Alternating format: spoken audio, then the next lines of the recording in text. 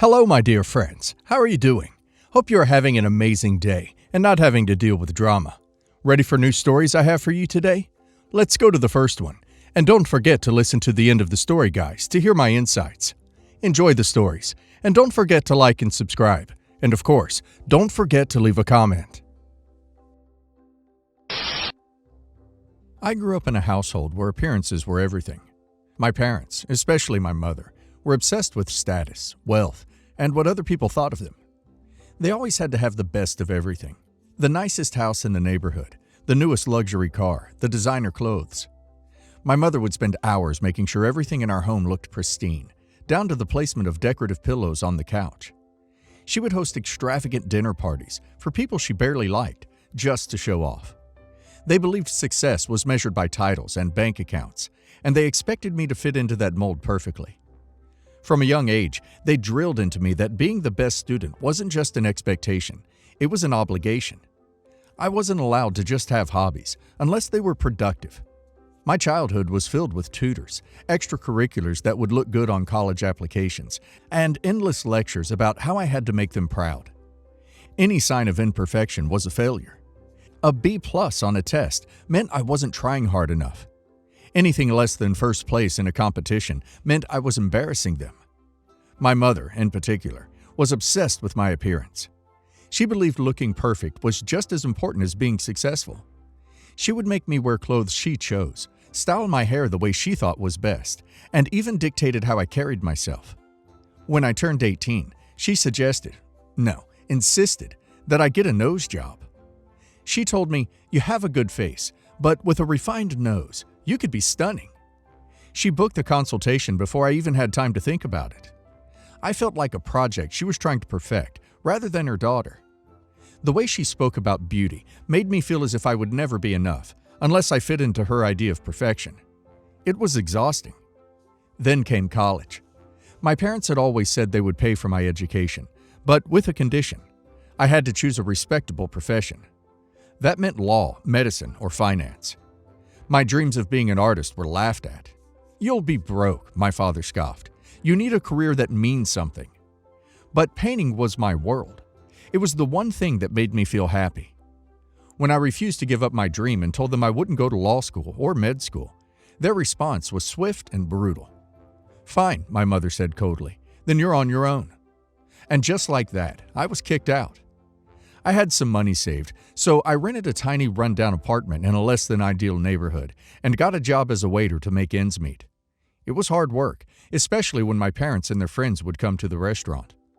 My mother was so embarrassed when she saw me serving tables that she actually pretended not to know me. I will never forget the moment she looked straight at me and then turned away, acting as if I was a stranger. That night, I cried myself to sleep. But I didn't give up. I painted every free moment I had. I submitted my work to galleries, entered competitions, and posted online. There were months of rejection, of struggling, of barely making rent. I had nights where I wondered if my parents were right, if I had thrown my life away for a foolish dream. Then, finally, things started to change. My work caught the attention of a small gallery, and they agreed to exhibit my paintings. My first show was small, but a couple of pieces sold. That was enough to reignite my hope. I kept pushing, kept working. Then, a well-known collector bought one of my paintings for more money than I had ever seen in my life. My name started spreading in the art world, and before I knew it, my paintings were selling for hundreds of thousands of dollars. I was being featured in magazines. My work was in prestigious galleries, and I was invited to speak at events. I made it, without them. Yes, it took a while, but I made it. Then, 7 years after I was kicked out, my uncle invited me to Thanksgiving. I hadn't seen most of my family in years. I hesitated at first, but decided to go. I was proud of what I had accomplished, and I wanted to see my cousins. When I arrived, my parents were there. They acted like nothing had ever happened. They introduced me to their friends as their brilliant, successful daughter. They bragged about my magazine covers, my exhibitions, and how they had always supported me. My mother, with her usual dramatic flair, recounted how I had always been so gifted and how they had encouraged my talents from a young age. "We always knew she was special," she gushed. "We supported her dreams, even when she doubted herself." My father nodded along, adding, "It was tough at times, but we never gave up on her. We made sure she had everything she needed to become the artist she is today. All those years of hard work, all our sacrifices, it all paid off. I couldn't believe what I was hearing. My mother even went as far as to say, "We've always been her biggest cheerleaders. We knew she was destined for greatness." I couldn't believe what I was hearing. I laughed, right there in front of everyone. Then, in the most polite, clear voice, I said, "Actually, Mom, Dad, you kicked me out because I refused to be a lawyer or a doctor. You said I'd be broke and that art was a waste of time. When I was working as a waiter, you pretended not to know me. You didn't support me. You abandoned me. My success has nothing to do with you." Silence. Everyone looked horrified. My uncle's wife gasped. My cousins exchanged glances. Even my father looked uncomfortable. My mother's face turned bright red. "How dare you embarrass us like this," she hissed, "after everything we did for you." "Everything you did for me? You mean kicking me out? Humiliating me? Telling me I'd be a failure?" I shot back. "Well, yeah, I am thankful, to be honest. Because if I would have listened to you, I would have been an unhappy lawyer or a doctor who hates their job and life." My father tried to change the subject, but the damage was done. Their friends looked at them differently now. The perfect image they had spent years crafting, shattered. After dinner, my parents cornered me. They were furious. "You ruined our reputation," my mother spat. "Do you know what people will say about us now?" "Maybe the truth," I said coolly, "that you abandoned your own child over status?" Then came the final blow. "We could sue you for defamation," my father threatened. "You embarrassed us in front of everyone." I laughed again. "Go ahead. Sue me for telling the truth. That'll look great in the headlines. Famous artist parents sue her for exposing their lies." They had nothing left to say. I left that night feeling lighter than I had in years. I built my life without them, and they could no longer control me. A few days later, I got a message from my cousin. "Everyone's talking about what happened at Thanksgiving. No one sees them the same way anymore. Good for you." So, read it. Am I the a-hole for exposing my parents' lies and refusing to let them take credit for my success? OP's parents sound like the type who only care about success when they can take credit for it. They abandoned OP when OP needed them most, only to try and swoop in when OP made it on her own. The fact that OP's mom pretended not to know her when OP was struggling, but is now calling herself OP's biggest cheerleader? That's peak entitlement. I'm glad OP stood up for herself and exposed their lies. They should be ashamed, not because OP exposed them, but because of how they treated her. And now let's hear the community's opinion. I'm laughing my butt off at your parents thinking they could sue you for telling the truth. Like, what's the lawsuit?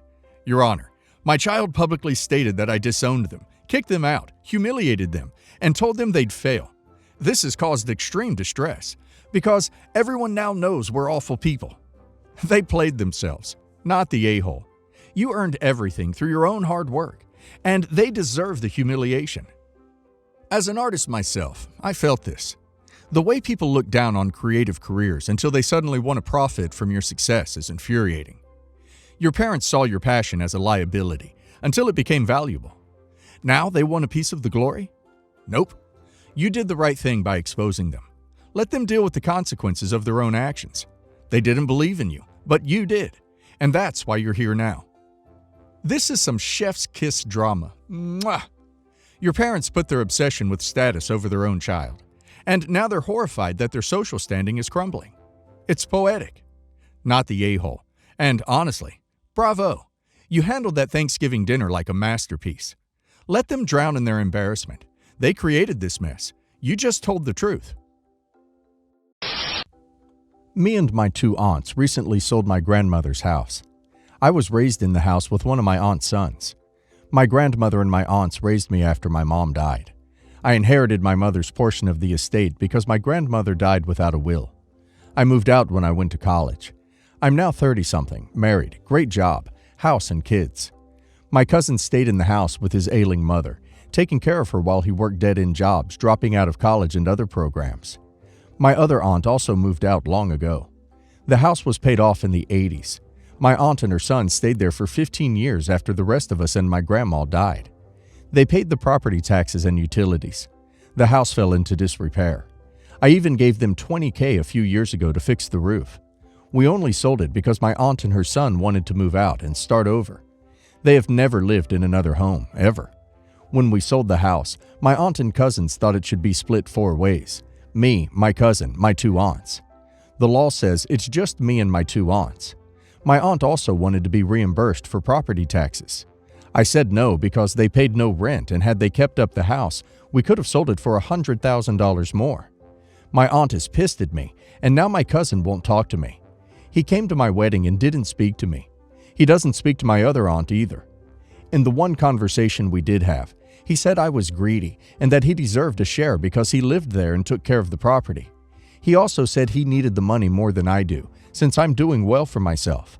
He also said I disrespected his mother because she spent money on me as a kid and could have left me in the street.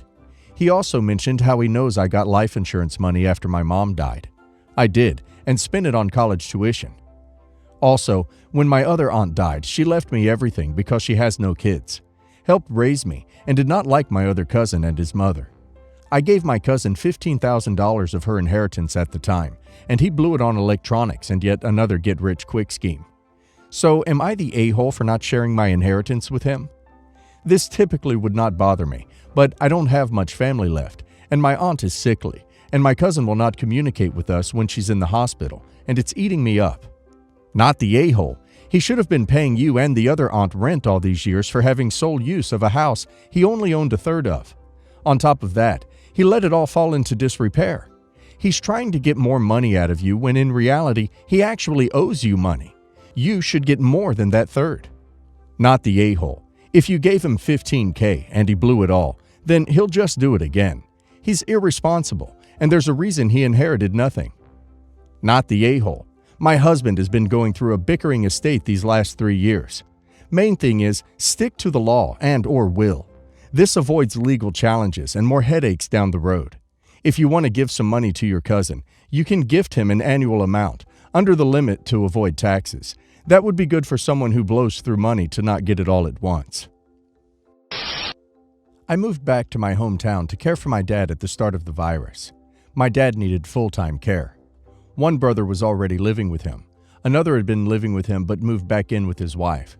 I can work remotely from wherever, so it made sense for me to move back to live with him. This way, he'd always have someone at home when my brother was working. I lived in a big U.S. city with ambiguous transit and didn't have a car when I moved back, so I used my dad's car for errands, seeing as he couldn't drive, and I was now his primary caretaker. The car was 20 years old and had 170,000 miles on it. After my dad died in May 2021, the car title was transferred to me because I would be sticking around for several more months to help resolve the estate and attend to some personal matters. I finally left in June 2022 and sold the car to a junkyard for $200.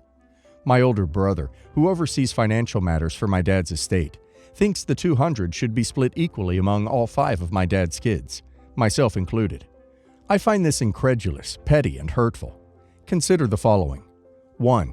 I took full financial responsibility for the car when it became mine. Between getting it fixed to pass inspection and some other minor repairs, maintenance, I spent about $500. I also paid for the title transfer, property tax, and car insurance. 2. At no point was it made clear that this was the arrangement, that the car was a loaner and we'd split money from its sale. I was told this after I sold it. 3. My dad provided a fair amount of financial assistance for 2 of my siblings when they were younger that they never paid back. It was his intention that this money would be deducted from their inheritance. After my dad died and the family convened, I immediately advocated that we forgive these loans and all receive an equal inheritance. The family agreed. Had we not agreed, these 2 siblings likely would have received nothing or next to nothing.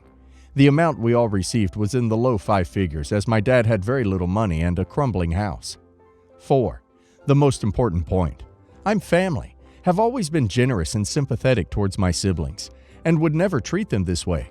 Clearly, I'm not greedy. See point number 3. My 2 oldest brothers are pushing hardest for the splitting of money. I'm not sure about my sister, but she likely agrees. My other brother, one of the siblings who received financial assistance, thinks it's silly to split the $200. I got into a beef with my 2 oldest brothers and was visibly upset, but I have ultimately relented because what's the point? I do think that it will, however, have a damaging effect on my relationship going forward.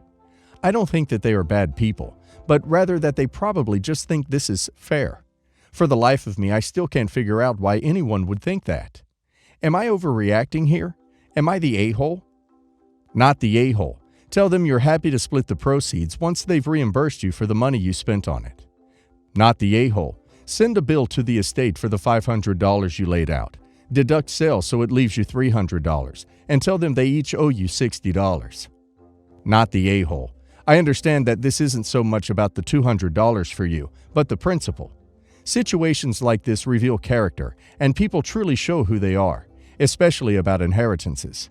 You think one way of them and of your relationship, and they show what they value and prioritize that could be in direct contradiction to your ideas. That seems to be what you're struggling with here. Best to just let it go. Not for what's right, which I believe you totally are, given the fact that you paid all the expenses out of pocket and facilitated the sale, and still would not be recouping cost, but more so for your personal sanity. It's not worth it. My oldest daughter is turning 8, and her dad's family, we've been divorced almost 2 years, is throwing her a pool party at our community center. Her dad and I are on minimal speaking terms. Not my choice. He chooses not to get along with me. And he is recently engaged, and his fiancée is pregnant. I barely know her. I used to be very close to his entire family. They are tight-knit, as my ex and I were high school sweethearts. But since the split, I am very low contact, except with his mom, who will always hold that mom number 2 place in my heart. And even then, I only see her when my kids are involved. My daughter invited me to her party, and I want to go because she wants me there. Her dad told me that he would pick her up from my house and take her and her little sister to the party. So I mentioned that she had invited me to come. He responds that it's the first time his fiancés and his families will be meeting, and he won't say no to me coming, but asked me to respectfully decline my daughter's invitation.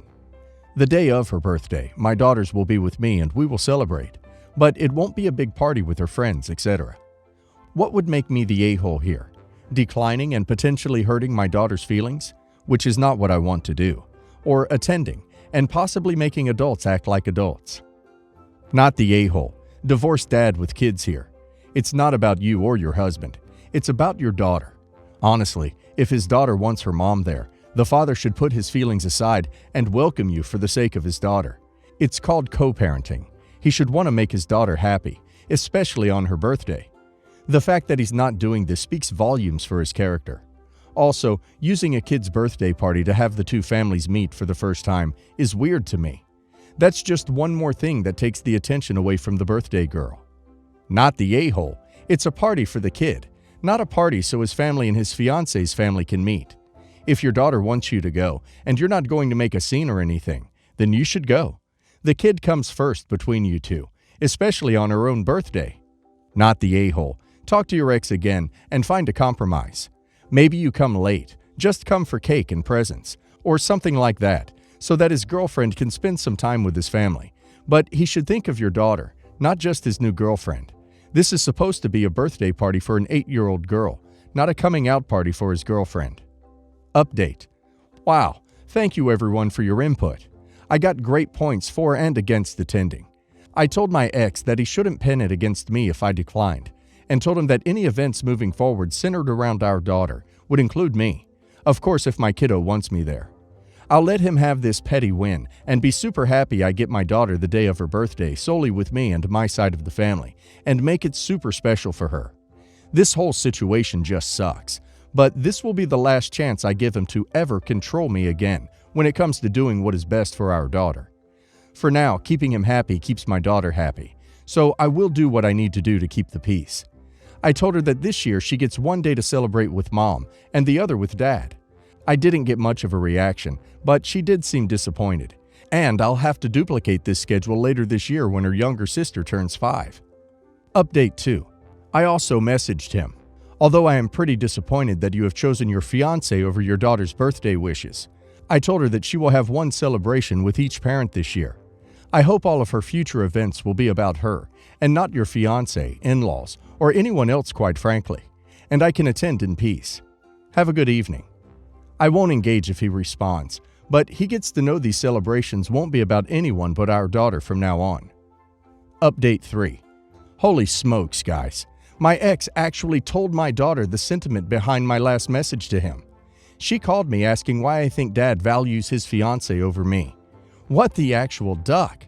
I had her promptly put him on the phone for a conversation about what is appropriate for children to understand about grown-up disagreements. He disagreed, while stating she doesn't understand social nuances of the party invitation, while thinking she should be privy to my message. He also said his point about the introduction was just an excuse for me not to come. In the end, I told him to not throw me or his fiancée under the bus when he could just say to me, "You're not welcome to come," and then apologize to my daughter for her getting more involved than necessary in an adult misunderstanding. Ugh. Why did I ever have children with that man? I have an estate in the low 8 figures.